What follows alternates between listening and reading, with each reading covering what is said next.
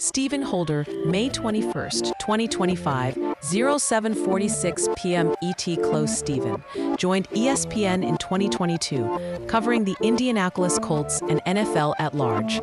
Stephen finished first place in column writing in the 2015 Indiana Associated Press Media Editors Competition, and he is a previous top 10 winner in explanatory journalism in the Associated Press Sports Editors National Contest.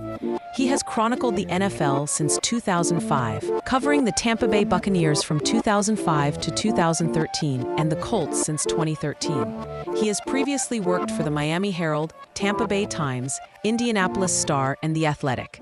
Indianapolis Colts owner Jim Irsay, who had led the team since 1997 and presided over one of the storied franchise's greatest eras, died Wednesday.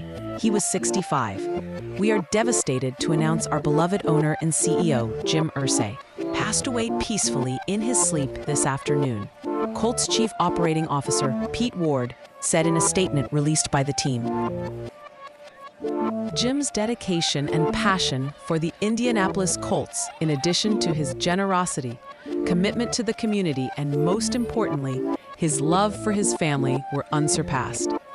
Irsay is survived by his daughters Carly Irsay-Gordon, Casey Foyt, and Kaylin Jackson, his ex-wife and his daughter's mother, Meg Coyle, and 10 grandchildren. Irsay-Gordon, his eldest daughter, is seen as the most involved in team operations and took her father's place during his NFL suspension in 2014 after his DWI arrest. We were deeply saddened to learn of Jim Irsay's passing today. Jim was a friend and a man deeply committed to his family, the game, the Colts, and the Indianapolis community. NFL Commissioner Roger Goodell said in a statement, "He led with integrity, passion, and care for the Colts players, coaches, and staff, and his courageous work in support of mental health will be a lasting legacy." On behalf of the entire NFL, I extend my heartfelt condolences to Jim's daughters and their families, and to his many friends throughout the NFL. Irsay's health came under scrutiny when he was hospitalized after first responders found him unresponsive in his bedroom in December 2023, with police characterizing the incident in a report as a suspected overdose. The next month, after Irsay was not seen publicly for multiple weeks, the Colts said in a statement that he was being treated for a severe respiratory illness. Irsay had made a few public appearances in the year since those incidents, but he had not been seen much lately. He did not attend the NFL's annual meeting in Palm Beach, Florida in March, nor the league meeting in Eagan, Minnesota this week, and he was not believed to be present during last month's NFL draft.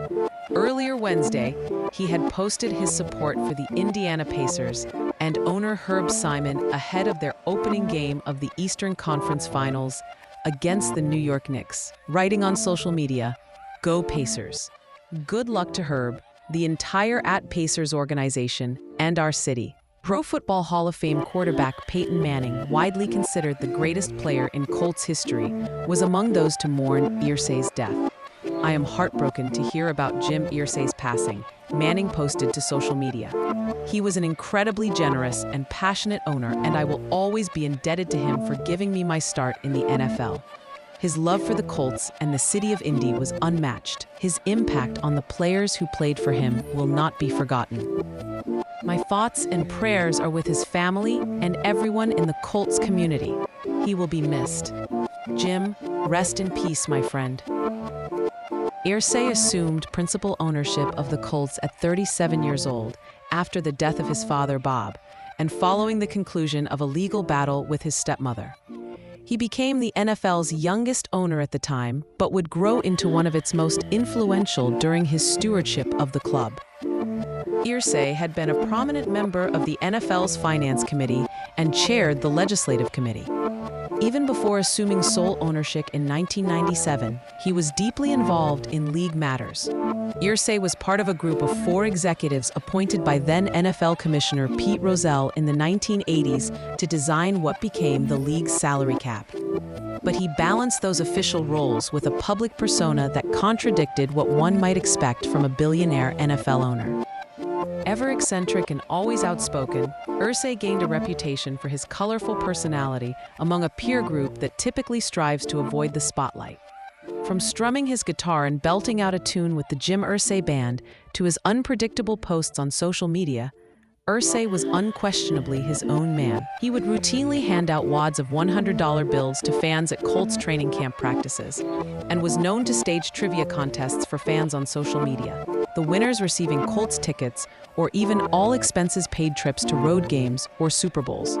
In an era in which NFL owners are increasingly involved in numerous other industries, Irsay was an NFL lifer whose team was his most important asset. He had been around the league so long that he held treasured memories of rubbing shoulders with quarterback Johnny Unitas while hanging out in the locker room as a kid in Baltimore. That perspective is perhaps why Irsay's admiration for the architects of the NFL was always clear. He was one of a handful of league owners whose presence spanned past and current generations. "I was taught by those that came before me," he once said before dropping the names of legendary owners: Wellington Mara, Lamar Hunt, Dan Rooney, and even George Halas. "It really taught me to be a steward." Irsay oversaw a prolific period of success for the Colts. Indianapolis is the sixth winningest organization in the NFL since Irsay officially became owner. That success followed a period of sustained futility, with the Colts suffering the eighth most losses in the league from the time Bob Irsay moved the team to Indianapolis in 1984 until the younger Irsay assumed control. Under Irsay's watch, the Colts advanced to 2 Super Bowls, winning Super Bowl 41 after the 2006 season. Perhaps the most enduring image of Irsay is a photograph taken that night, February 4th, 2007. In it, he is holding the Lombardi Trophy high in his right hand, oblivious to the falling rain, basking in the franchise's greatest moment in a generation. Irsay spent many of the intervening years dreaming of another Super Bowl victory, only to fall short. He said repeatedly in recent years that he sensed a run that would culminate in multiple championships was beginning, only to see that dream dashed by myriad obstacles. He once made an offhand comment in 2019 about one day winning 3 straight titles, an idea that sounded preposterous, seeing as how the Colts hadn't won a division title since 2014. But he defended the statement thusly: "When I said 3 in a row, that's because how can you get up and go to work without accepting wanting to be the absolute best? No other thinking makes sense to me." Irsay was nothing if not a dreamer, but reality often had other ideas. Tom Brady's greatness, Manning's neck injury, Andrew Luck's sudden retirement. Each event played a role in Irsay never realizing his wishes. In 2012, Irsay was at the center of one of the franchise's most difficult decisions. He made the ultimate choice to release Manning, the first overall pick in the 1998 draft. An uncertain future because of a neck injury and the team's financial realities brought about one of the most remarkable roster moves in league history. In a tearful joint news conference with Manning, Irsay described the moment as a difficult day here, of shared pain between Peyton, myself, the fans, everyone. Manning, who had played his entire career with Indianapolis until that point, said, "It's not what either of us wanted."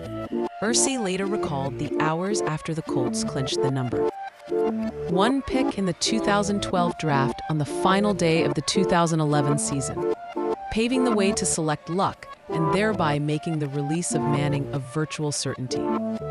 "I just broke down in tears in front of my daughters," he told NFL.com in 2014. "Because just the emotion of saying, that era's ended, and I knew in my heart that it was over." Outside of his family and his team, one of Irsay's main passions was being a prominent collector. Over the years, he turned what once was little more than an expensive hobby into an identity, creating a world-renowned traveling exhibit called the Jim Irsay Collection. It includes more than 500 of the world's most unique items, from Muhammad Ali's championship belt from the Rumble in the Jungle to what many consider the world's foremost assemblage of classic guitars. Irsay invested richly in the collection, with estimates of his expenditures running well into the tens of millions of dollars over the past 2 decades. If he wanted an item badly enough, he would go to great lengths to secure it. Irsay once outbid Tampa Bay Buccaneers co-owner Ed Glazer for an Elton John piano that sold for $915,000 at auction. Irsay told ESPN last year that he declined a purchase offer for the collection from an unidentified individual in the Middle East that exceeded $1 billion. Importantly, Irsay always insisted his most prized possession in the collection was the so-called Big Book, the manuscript that served as the basis for Alcoholics Anonymous. Irsay's decades-long struggles with addiction meant the item resonated with him on a level that other items in the collection could not. Those 12 steps have literally saved hundreds of thousands or millions of lives. Irsay told ESPN, "My grandfather died in 1927, 8 years before AA was founded, and there was no hope for him. They would just stick people in sanitariums back then. Because of those 12 steps, I've been able to bridge the dam of generations and say, stop, no more. These families won't be broken apart and destroyed by all the strife that goes on." Irsay's father was widely known to struggle with alcoholism and is remembered by many for his fierce temper. The younger Irsay witnessed the challenges brought about by his father's drinking, but still was often unable to shake his own vices. Irsay said in a November 2023 interview with HBO Sports that he had been to rehab at least 15 times. One of those instances is believed to have come after his 2014 arrest in Carmel, Indiana, for driving while intoxicated. Irsay pleaded guilty later that year to one misdemeanor count and was sentenced to a year of probation. Relatedly, the Irsay family spearheaded an effort in recent years to address mental health and addiction challenges through their Kicking the Stigma fundraising campaign that Irsay consistently promoted. His past experiences with addiction fueled his passion for the cause, and his standing in the league helped open doors with donors. The Irsays have awarded $31 million in grants to organizations in the mental health space and related arenas through Kicking the Stigma. Moving forward, ownership of the Colts is expected to be transferred to Irsay's daughters. Each was given an ownership title in 2012 and has had active roles in the organization for years.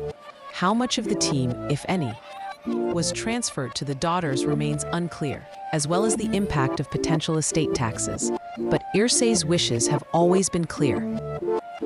Upon taking ownership from his father, he left no doubt about his intentions. "We're keeping 100% of the team," he said, "and I'm passing it on to my children."